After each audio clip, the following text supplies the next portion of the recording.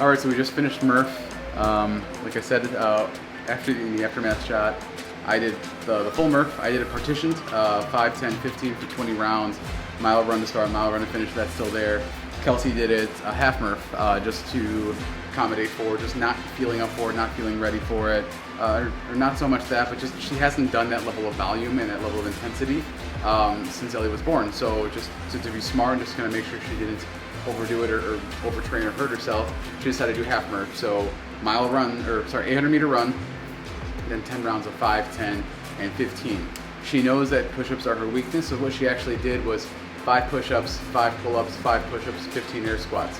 So if you're someone who also struggles with push-ups, really great way to partition that movement or those movements is to do that 5, 5, 5, 15, right? So you're still doing your 10 push-ups, but you're breaking it up into 5. You take a little more time in your transitions, but if you know that you're someone that struggles with the push-ups and you can't do 10 in a row and you tend to be taking a lot of rest breaks, that's a really great way to hit those up and get you continuing to move throughout the entirety of Murph.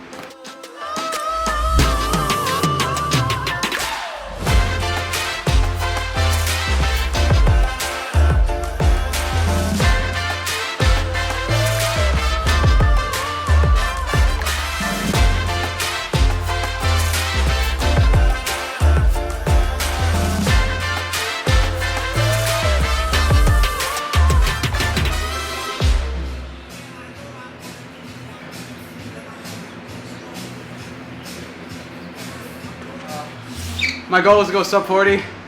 I came in at 40, so a 55-second PR from last year, just, I guess I'm happy with that.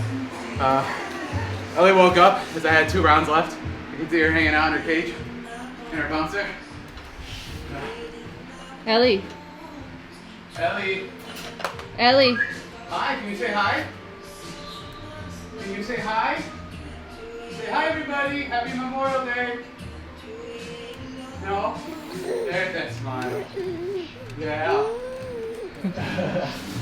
There's always a grocery store.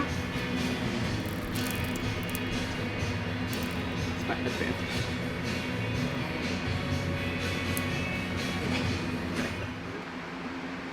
There's Murph, right? What does Murph consist of? 1 mile run, 100, 200, 300 squats or air squats, push-ups 200, and 100 pull-ups. Okay, 100 pull-ups are chin over bar pull-ups, so you got to make sure you're hitting that standard, and then you finish after all that with another mile run. I don't know why I did that. There you go, 1 mile run. So obviously the most simple way that you can do it is you do it exactly as written. You start with the run, you do 100 pull-ups straight, you do 200 push-ups straight, you do 300 air squats straight, and you get on that run again, right? I think they did it at the CrossFit Games once in 2016, and then in 2017 they switched it up and did a partition where you had to do 20 rounds of 5, 10, 15, and that is how most people do it. So what you can do, instead of doing it like this, you can do 20 rounds of 5, 10, 15, and then still hit up that mile run to finish up and to start, right? Other options you have, if you have a little bit more like fuel in the tank, you can do a little bit more. You can also do 10 rounds of 10, 20, and 30, right? So every single time I'm listing these, the first number is always pull-ups, second number is always push-ups, third number is always air squats. So respectively 10, 20, 30, pull-ups, push-ups, squats, okay? So different ways you can knock this up. I mean, and you can even go as to say you're gonna do 5 rounds of, what would it be? 20, 40, and 50, 60, right? So 20, 40, and 65 rounds. If you got that kind of strength and energy, go for it. It's kind of whatever you feel you can do. As I mentioned earlier, what you can also do if you know that you struggle with any of these moves, if you know that push-ups are a big weakness for you and 10 of them every single time you'll struggle, what you can always do is do 5, 5, 5, and 15. So here we have push-ups, pull-ups, push-ups again, and then air squats. It's a nice way to break up the push-ups, especially if you know that push-ups are a weakness for you and you struggle with it. Split it up, right? Push-ups, jump up, do that pull-ups, drop back down to the ground, do the push-ups, get up, do the air squats, right? Nice way to kind of partition the same way. This would also be 20 rounds if you got it in you there. Otherwise, you can do 10 rounds and do 10, 10, 10, right? If you got a little bit of strength, but you want to switch it up a little bit versus 20 straight. And then you do 30 air squats, obviously, right?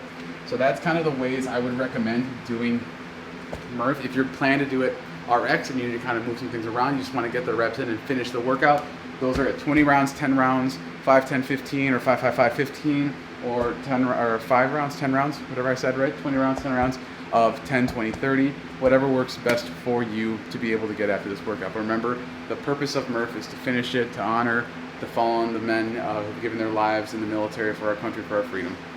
Lastly, if you're doing Murph and you are currently pregnant or recently postpartum or anywhere along that whole spectrum, what we want to recommend is just some modifications you can do for yourself, especially because you want to be careful, you want to take care of your body, you want to be safe, you want to make sure you can handle that stress. So you can either do the mile run, if you've been running enough already and you feel comfortable with the run and the heat and everything like that isn't getting to you depending on where you're at in kind of the pregnant postpartum period, you can still do that mile run. But a fun kind of modification that we came up with was basically doing an 800 meter run, jog, walk, or depending on where you are, if you're postpartum, let's hit that stroller push up, right? Especially if the baby's awake and they don't mind being in the stroller and hanging out with you. 800 meter stroller push, so a half mile stroller push, get them involved, play around with them there. For those pull-ups, there's nothing wrong with doing some bent over rows. I like the bent over row. If you got it, some dumbbells, some kettlebells, doing the bent over row there as far as your pulling movement. And as well as if you haven't been working on your pull-ups, you want to make sure you're not straining and stressing the abdominal section too much. Push-ups elevated. I can't write, obviously. There you go. And then lastly, your air squat. Whatever height you feel comfortable you can do, whatever depth you feel you can do, 800 meters. Again, do that stroller push, have some fun with it, right? Get the kid involved, get the baby involved. But that's a really great way to modify if you are either pregnant, postpartum, or just anywhere along that cycle, and you're not ready to handle exactly how Murph is written. Okay? Whatever you guys do decide to do, enjoy it, have fun, be smart, right? If it's really hot outside, make sure you're staying nice and hydrated, getting cooler, getting some shade wherever you can, and just enjoy this workout. But again, be smart about your training. If you haven't been doing a lot of this volume, ease into it. There's nothing wrong with it. You're not dishonoring anybody by doing it slightly different. But again, if you can do it, knock it out. Partitioned, unpartitioned, however you can do it. Thanks for watching, guys. Catch you on the next episode.